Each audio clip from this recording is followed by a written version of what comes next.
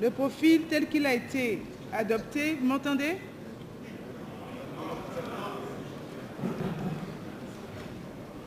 Alors, le profil du Premier ministre est le suivant tel qu'il a été adopté. Une personnalité compétente de haut niveau, connue pour son intégrité. Une personnalité ayant une certaine ouverture d'esprit, ayant une bonne connaissance des réalités nationales, ayant une bonne expérience de la vie politique nationale et internationale, capable de résoudre les problèmes économiques et sociaux actuels, ayant une audience nationale et internationale. Une femme au présidium, il faut noter d'abord qu'il y a une femme sur 13 et nous trouvons ça très insuffisant. Vous auriez aimé avoir combien de femmes dans ce présidium? Dans ce présidium, nous avions lutté pour avoir un minimum de 2. D'ailleurs, la seule, elle a failli échouer pratiquement parce qu'avant d'arriver à la conférence, nous sommes déjà concertés pour dire que nous devons tout faire pour qu'il y ait des femmes au présidium. Parce qu'il n'est pas normal que représentant plus de 51% de la population, nous soyons toujours absentes. Il est temps maintenant que les femmes prennent leur place dans les affaires publiques. 15 femmes pour une conférence qui compte 493 délégués, c'est peu, c'est vrai. Mais est-ce que vous pensez que vous êtes déjà écoutés, même malgré le nombre très réduit que vous êtes au sein de cette conférence nationale? Est-ce que vos idées passent?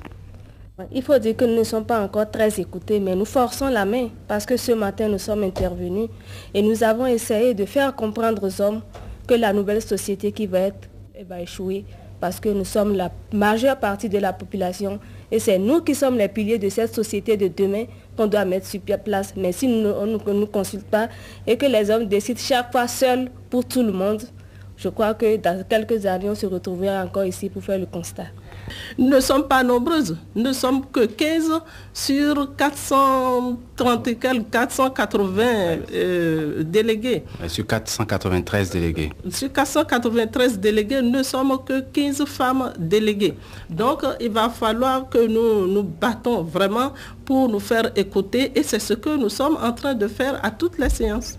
Comment appréciez-vous le choix d'une dame au sein du bureau provisoire, en l'occurrence Maître Keke Akholou, et le choix d'une deuxième dame au sein du présidium qui dirige en ce moment la conférence? Il s'agit de Maître Dalméda. Est-ce que vous pensez que la porte est déjà ouverte ou elle est ainsi ouverte aux femmes? C'est déjà un pas. Parce que nous sommes conscientes que ces femmes, bien qu'elles soient d'une formation juridique, souffrent les mêmes problèmes que nous, les femmes commerçantes. Et elles sont là pour défendre tout le monde en quelque sorte. Parce que là, je ne peux pas dire qu'elles sont au présidium pour les femmes seules. J'étais grande responsable du PRPB. Je suis donc passée aussi dans cette voie-là. Donc, je crois que ceux qui sont dans cette salle comprennent déjà ce que je veux dire. Monsieur Nicéphore Soglo, il a eu à parler de la corruption dans notre pays. Certes, la corruption, ça existe. Il y a des corrompus. Il y a aussi des corrupteurs. En tant que femme communicatrice, effectivement, nous sommes venus défendre le fait qu'il faut écouter les femmes, qu'il faut les laisser s'exprimer. Et c'est ce que nous avons défendu longtemps ce matin. Et nous sommes satisfaits parce que le message est passé. On a vu qu'il était temps, effectivement, que les femmes aient la parole, qu'elles s'expriment. Et vous avez le sentiment qu'au Bénin, les femmes n'ont pas suffisamment la parole? Non, les femmes n'ont pas la parole en public. Est-ce qu'elles se battent pour l'avoir? Si elles se battent pour l'avoir, parce qu'il ne faut pas oublier que nous sommes dans une société, malgré notre évolution, une société qui essaie d'évoluer, mais sur le plan mentalité, coutume, c'est une société très conservatrice. Il nous faudra encore beaucoup de temps pour lutter, pour avoir ce que nous voulons. Mais si nous ne commençons pas aujourd'hui, demain, nous n'allons pas évoluer d'un iota. Qu'est-ce que vous attendez en gros de cette conférence? Bon, de cette conférence, nous attendons qu'elle dénoue la crise, surtout la crise scolaire.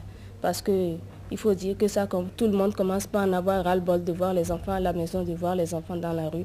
Il faut que si déjà, après cette conférence, les enfants peuvent reprendre le chemin de l'école, nous, en tant que mères, nous serons déjà à moitié satisfaites. Je pense que le résultat de cette conférence doit nous amener à ce que les portes des écoles s'ouvrent de nouveau et que les fonctionnaires retournent au bureau afin que la vie socio et politique, économique de notre pays reprenne. Parce que jusque-là, vraiment, nous avons l'impression que le pays est complètement dans l'obscurité. On ne sait plus si on vit et si vraiment nous sommes à la dérive. Donc, je crois que cette conférence va nous sauver et que nous allons en sortir tous satisfaits.